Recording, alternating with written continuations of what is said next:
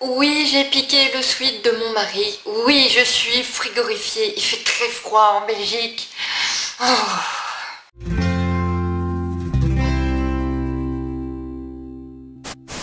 Bonjour à tous et toutes, c'est Nessendil pour The Horizon. Aujourd'hui une petite FAQ, j'en fais régulièrement parce que ça fait toujours beaucoup de questions. Comme ça c'est fait, si des gens se posent les questions on peut renvoyer sur la FAQ.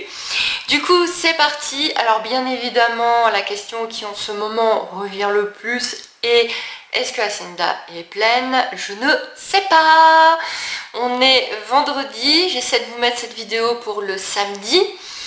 Donc samedi, vous aurez cette vidéo samedi, dimanche au plus tard, ça fera donc 15 jours, voire 16 jours que la prise de sang a été faite. Je n'ai toujours pas de résultats, de réponses, de nouvelles de la veto.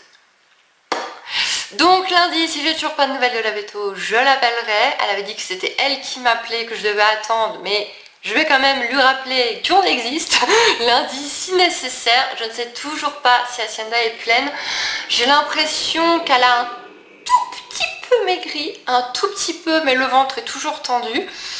De mon côté, j'ai reçu le kit de copro de Cheval Énergie et on peut bien le faire de Belgique, donc je vais m'occuper de faire moi-même la copro, donc de récupérer un gentil petit crottin tout frais.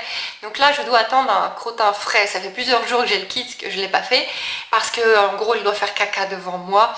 Donc on va s'en occuper soi-même, hein, et je ne sais pas, je n'ai toujours pas de réponse.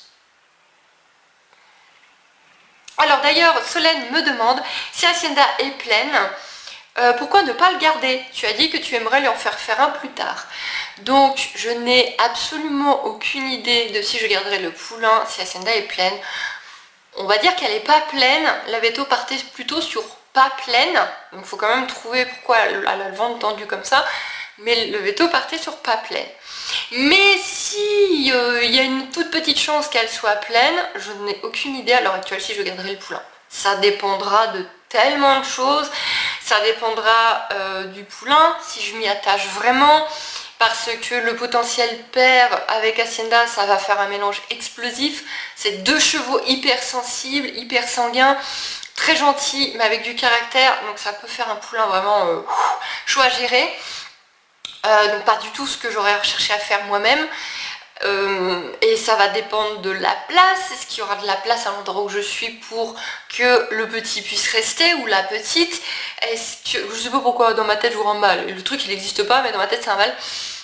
Est-ce que j'aurai l'argent pour garder un deuxième cheval? À l'heure actuelle c'est impossible. Là je pourrais avoir en demi-pension un cheval que j'adore, que je kiffe à mort, et je ne peux absolument pas me permettre même une demi-pension. Alors imaginez bien un deuxième cheval, une deuxième pension complète de mon propre cheval. À l'heure actuelle c'est niette. C'est même si je voulais si j'avais un poulain sevré que je voulais le garder, là à l'heure actuelle c'est financièrement impossible. Donc je ne sais pas, mais de toute façon il n'existe pas, donc le problème est réglé. Eline Pochek me demande quel projet pour Hacienda, toujours les mêmes ou y a-t-il un changement? Non, c'est toujours les mêmes. Alors je m'intéresse de plus en plus à l'attelage, bizarrement. C'est quelque chose que je regarde de plus en plus, auquel je m'intéresse de plus en plus. Par contre je ne vois pas une seule seconde Hacienda faire de l'attelage, mais vraiment pas. Si j'avais le poney, franchement je pense que j'essaierais de faire de l'attelage avec le poney, vraiment, je m'ajouterais ça au poney, toujours le poney, je veux toujours ce poney, ma fille veut ce poney, nous voulons ce poney, nous ne pouvons pas nous permettre d'avoir un poney. Mais s'il existait aussi ce poney, je pense que je m'intéresserais vraiment à l'attelage avec une toute petite carriole. Mais Hacienda, non, on reste vraiment sur apprendre à faire des tours. Là je bave, mais je bave sur une formation en ligne par Allegria. Donc une formation vraiment cirque dressage. Il y a des tas et des tas de trucs à apprendre. Il y a vraiment plein de choses, du comique, du plus sérieux, des tas de choses. C'est une formation à 300 €, ce qui me choque pas puisque la formation de 2 jours que j'ai fait sur le shiatsu équin et les massages m'a coûté 200 € pour 2 jours. Là c'est une formation où il y a, honnêtement je crois que c'est une trentaine de tours à apprendre avec son cheval, avec accès à des tas de choses, à des vidéos, à des machins, à tout. Donc en soi le prix me choque pas, en plus c'est les premiers à faire une formation vraiment sur ce sujet là. donc je bave dessus parce que je ne peux absolument pas me le permettre. Mais vous imaginez en plus si je le faisais, que je vous remontrais en vidéo comme on s'entraînait avec Hacienda pour apprendre à le faire, ce que ça donne et tout, ça ferait des vidéos hyper intéressantes. Voilà, c'est comme ça. Donc non, je reste vraiment sur cet objectif-là avec Hacienda, de s'amuser, de s'éclater à pied, d'apprendre à faire des bêtises. Et quand même d'avancer bien évidemment la monte pour nous deux, qu'on sache quand même se tenir correctement l'une sur l'autre, toutes les deux.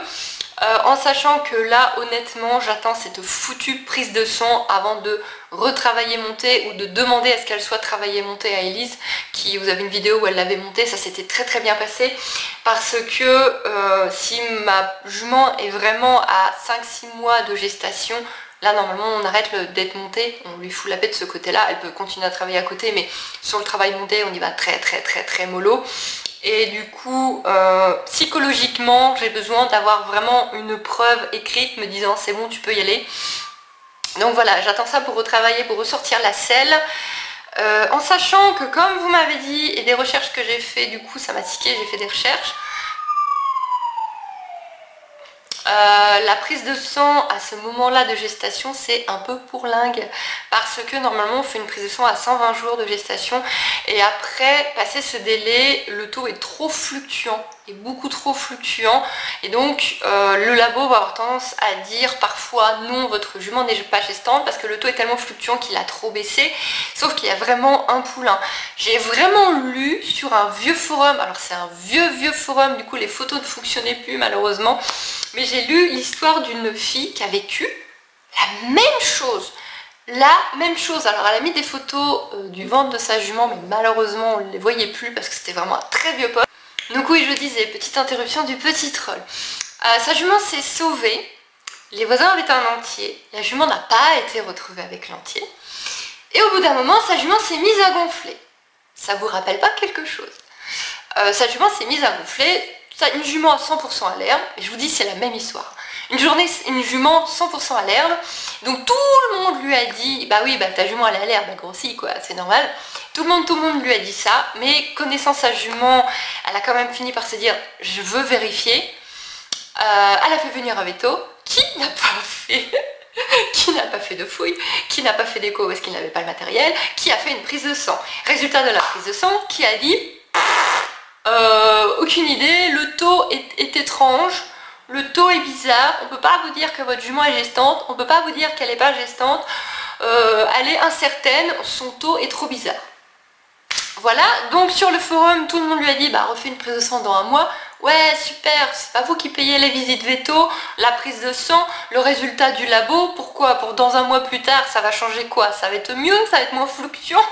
Du coup, la nana, elle en a eu ras-le-bol, elle a dit, tant pis, j'abuse pas sur ma jument et j'attends, et au bout d'un mois, quand le ventre s'est mis à bouger, elle s'est dit oui, bon bah ma jument elle est pleine, hein, c'est bon, j'ai pas besoin d'un veto qui sait pas me dire, moi je vois le ventre il bouge, il n'y a pas 50 choses qui font bouger un ventre. Du coup il s'est avéré que la jument qui n'a jamais été retrouvée avec l'entier était bien pleine et non pas d'herbe. La même histoire, dommage que les photos ne fonctionnaient pas.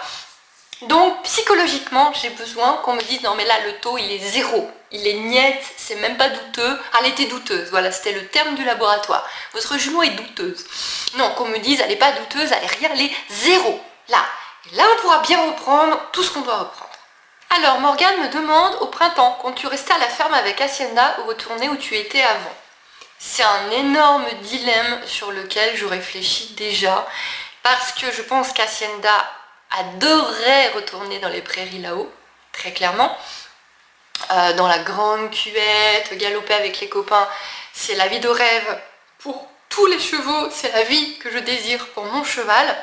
Le souci c'est qu'on n'aura jamais, mais l'année prochaine on n'aura toujours pas de deux voitures, hein, avec tout ce qui se passe, la remontée du corona, je sens que l'école qui déjà ferme un jour sur deux va définitivement fermer, c'est une catastrophe pour moi pour travailler, je ne peux pas me payer de nounou.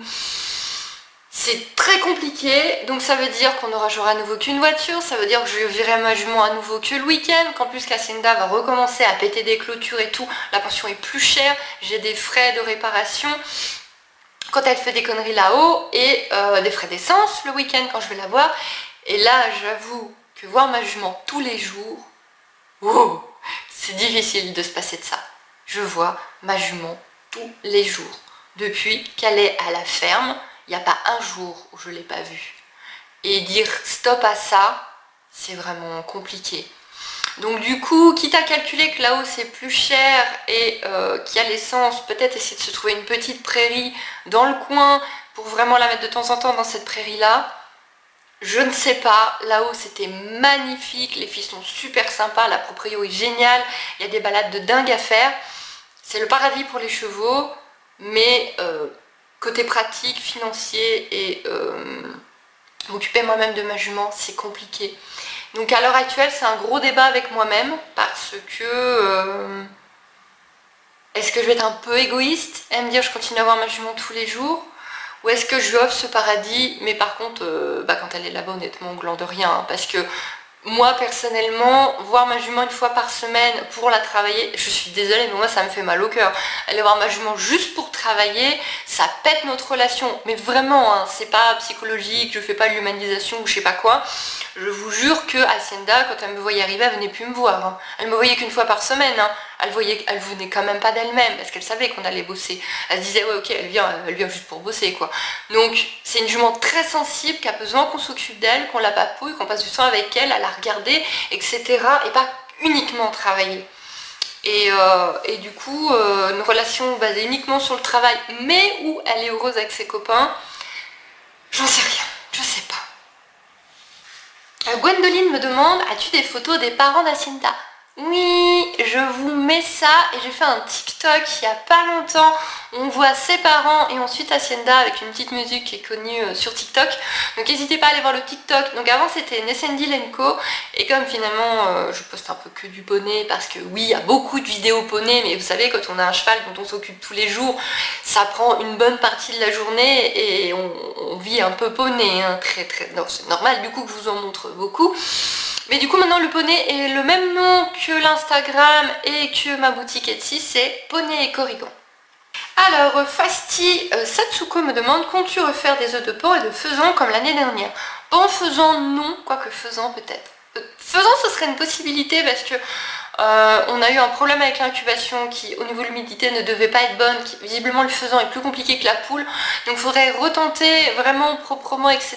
parce que ça n'a pas été bien au bout avec ces histoires de malformation des pattes. Pour non, parce que je peux vraiment pas le garder longtemps, je dois le replacer. Et j'ai cristouné, même si je l'ai replacé chez un jeune homme génial. Mais on va refaire des incubations comme tous les ans. Déjà, on va tester nos propres œufs de Cérama. On va essayer de trouver d'autres œufs de Cérama.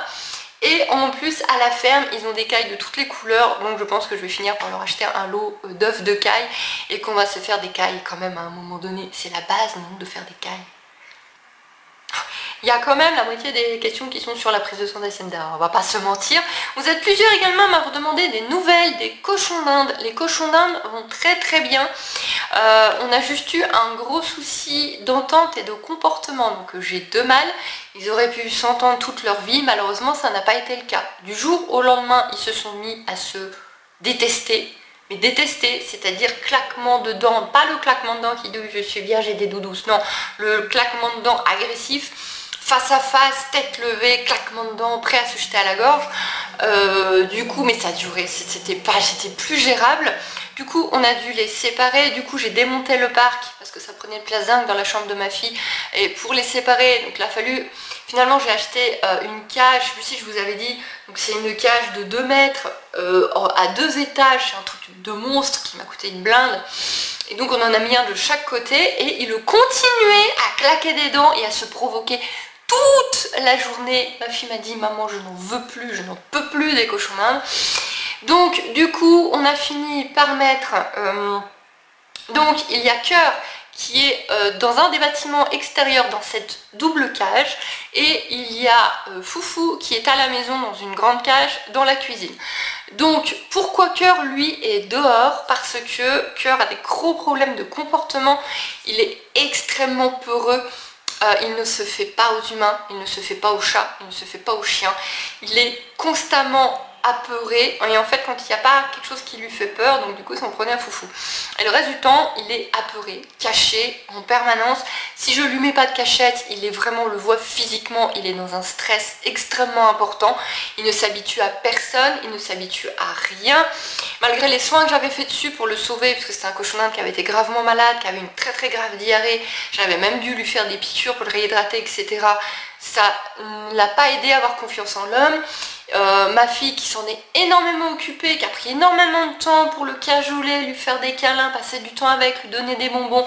Il n'y a rien eu à faire. Les chats, l'arrivée des chatons, ça a fini de le traumatiser.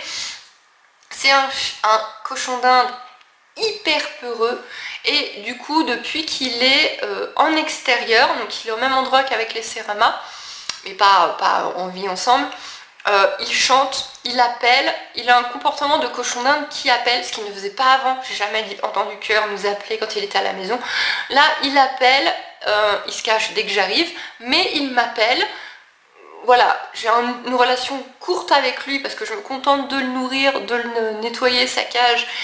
Je vois bien qu'il est traumatisé quand je suis là, donc je n'insiste pas. Foufou c'est totalement l'inverse. Foufou il passe plein de temps avec nous sur le canapé, plein de temps avec nous dans le salon, il fait sa toilette, il glougloute, il fait des gros câlins à ma fille. C'est le jour et la nuit, en sachant que Foufou vient d'animalerie et que Cœur vient d'un élevage. Comme quoi des fois. Et du coup, je pense honnêtement que Cœur devrait repartir dans un élevage. Il est très beau, c'est un péruvien d'une lignée de concours, il est magnifique. Je pense qu'il devrait vraiment partir en élevage, puisque en compagnie ça ne marche pas, ce n'est pas un cochon d'Inde de compagnie. Donc soit vivre vraiment en extérieur, parce qu'il y en a qui ont carrément des enclos extérieurs pour leur cochon d'Inde. Donc soit vraiment vivre dans un groupe où soit il sera le dominant, soit il y a un mâle assez dominant pour lui dire tu te détends mon gars. Et vraiment une vie en extérieur où pareil quelqu'un vient juste donner à manger mais c'est pas d'entrer en contact avec lui. Soit partir dans un élevage avec des femelles très très cool pour contrebalancer au niveau de la lignée, parce qu'il ne faut pas faire des bébés traumatisés comme ça. Mais en tout cas, voilà, Cœur, c'est Lee qui nous l'avait offert à ma fille et moi. Il avait coûté un certain prix, puisque c'est vraiment de la grosse lignée hollandaise péruvienne.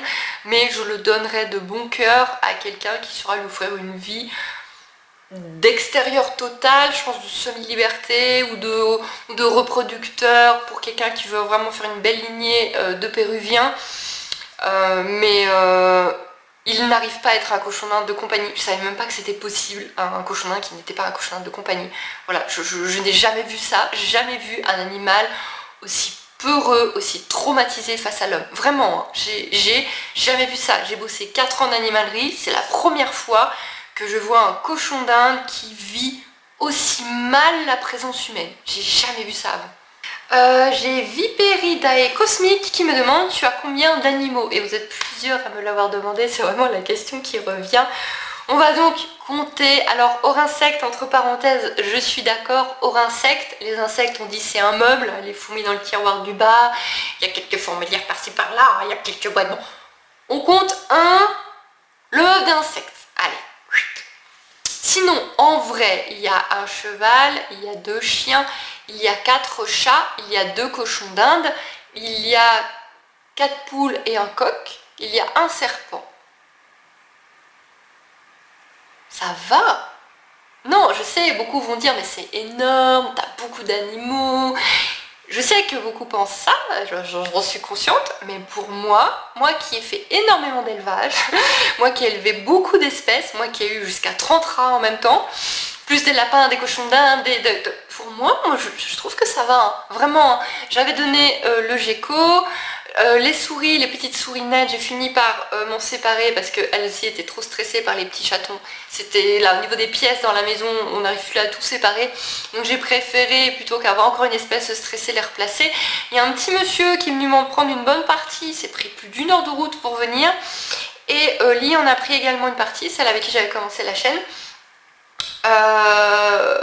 Le gecko je l'ai donné. Et donc... bah voilà, ça va, franchement, moi je trouve que ça va. On n'a plus de lapin malheureusement comme je vous avais dit, on reprendra un lapin. Donc dans les futures adoptions, quelles sont les futures adoptions? On reprendra un lapin au printemps. À la ferme, ils ont régulièrement déporté, ils ont du géant des Flandres et tout. Donc on reprendra un bébé futur gros lapin au printemps, qu'on remettra en semi-extérieur. J'insiste pour qu'ils vivent comme ça. Et c'est tout. Un jour, peut-être un poney, peut-être un jour. C'est pas très d'accord à la maison et il n'y a pas le budget. Mais c'est tout parce que même si j'ai eu bien pire dans ma jeunesse, tout ça c'est énormément de travail, surtout Hacienda. Et du coup, on va se détendre un petit peu. Alors, il y aura des nouveaux insectes. Ça, seul compte le meuble. Il y aura des nouveaux insectes. On va refaire quelques éclosions pour le plaisir. Mais vraiment, on se calme, on se détend, on lève le pied parce que mon temps n'est pas extensible. Et là, je suis au bout du bout que je peux faire. Voilà, je vous ai fait les questions les plus importantes. On est déjà à 20 minutes de vidéo, donc je ne vais pas faire plus longtemps, sinon ça va vous faire trop long. Mais je pense que j'ai répondu vraiment aux questions qui reviennent le plus en ce moment. Du coup, je vais vous faire des boujoux et je vais vous dire à bientôt. Bye bye.